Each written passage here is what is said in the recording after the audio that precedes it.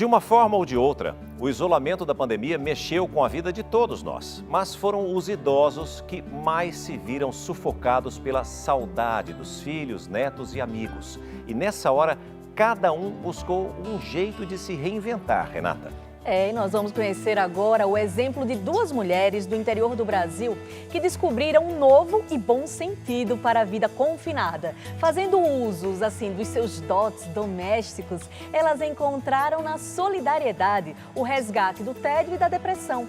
Histórias inspiradoras contadas na reportagem de Elaine Cortez.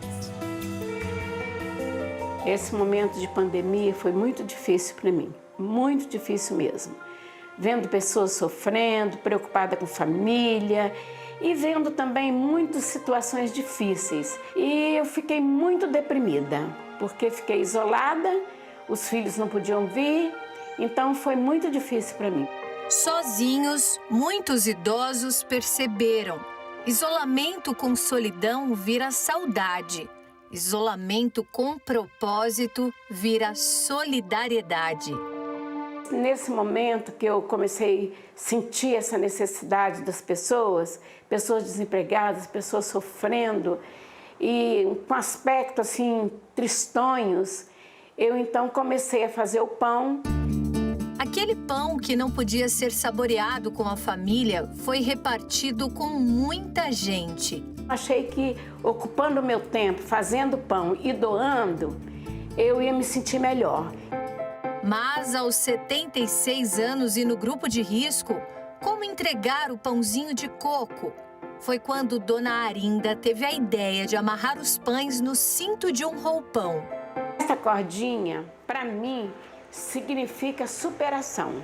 Porque quando eu estava muito deprimida, que eu fui levada para uma clínica de saúde, quando eu voltei de lá, eu queria muito me ajudar, eu queria muito melhorar.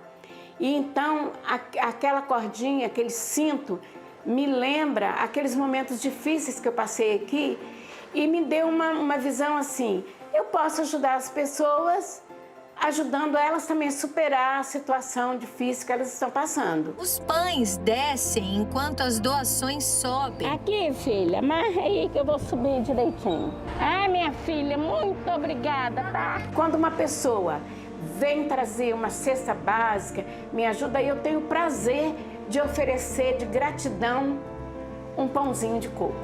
Dona Arinda mobilizou outras pessoas, pediu que entregassem tudo no endereço dela, porque descobriu que só os doces pães não eram suficientes.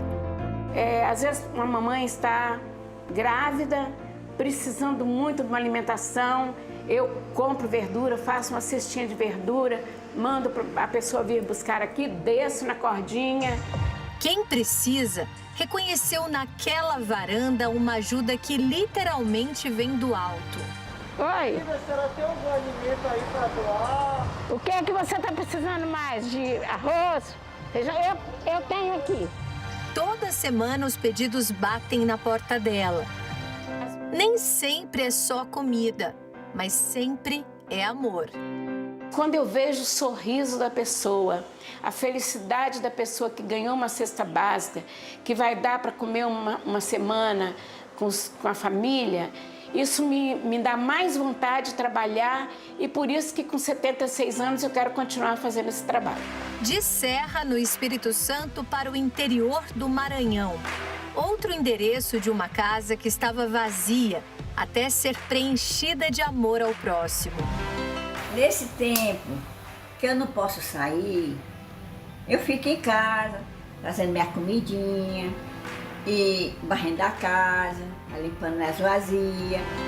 Parecia suficiente, mas a lavradora sentiu falta da vida ativa do lado de fora, que de repente ficou impedida dentro de algumas paredes.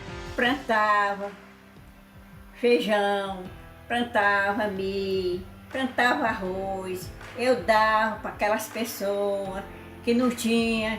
Mas depois que chegou essa pandemia, eu fiquei em casa.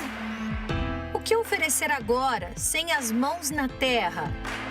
E eu sabia costurar, fui costurar as máscaras para doar a eles, para dar para eles que não tinham. Quando eu estou costurando, Eu penso naquelas pessoas que não têm. A neta de Dona Bernarda foi inspirada a ajudar. Nós não encontrávamos no mercado para comprar nem álcool gel, então ela falou, se não tem para comprar, eu posso fazer. Dona Bernarda ligou a máquina de costura e começou a imaginar os rostos que estariam escondidos atrás das máscaras. Nesta região, as restrições do distanciamento já existiam muito antes da pandemia. Uma população que não tem acesso ao essencial. Outras costureiras abraçaram essa causa com a gente e juntas conseguimos mais de 2.000 máscaras para doações. E esse ano ela participou da campanha também, que não era somente das máscaras, foi de arrecadação de alimentos não perecíveis, produtos de higiene pessoal ou de limpeza. Gente, estamos atravessando agora aqui, Fazendinha, povoado Fazendinha. Para a gente entregar esse material para a costureira de lá, para confeccionar máscara para o pessoal que mora do outro lado que está alagado. Essa é a Elisan, a costureira e a nova voluntária, que vai receber o material para costurar lá do outro lado da fazendinha, que é o pessoal que está alagado do outro lado. Tchau, querida. Obrigada. E assim, os dias dolorosos ganham um analgésico chamado compaixão. Quando eu ajudo, eu fico com aquela alegria. Claro que nesse primeiro ano de pandemia houve uma preocupação muito intensa, né? Como médicos, como sociedade, como família, de proteger a nossa população mais vulnerável, que foi a população idosa. No entanto, um dado muito interessante é a gente entender que uma maior vulnerabilidade física e biológica não reflete necessariamente numa maior vulnerabilidade emocional, mental e psicológica. Então isso foi até motivo de um estudo que revelou que a população idosa acabou lidando emocionalmente muito melhor com a questão do isolamento e com a questão da pandemia do que a população jovem.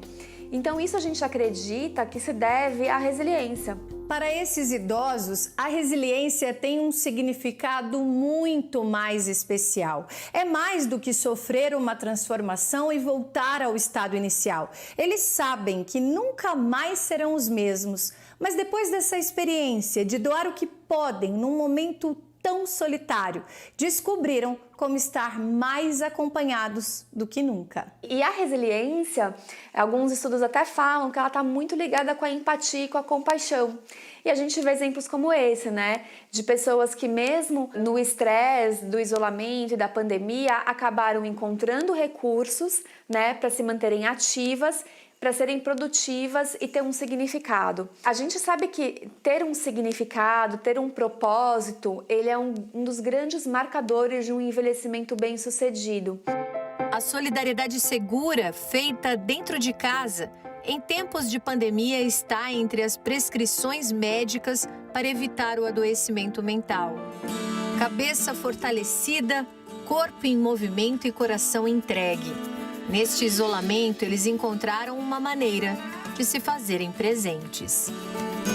Quando eu estou ajudando, eu sinto alegria, porque do pouco que eu tenho, eu posso ajudar qualquer um.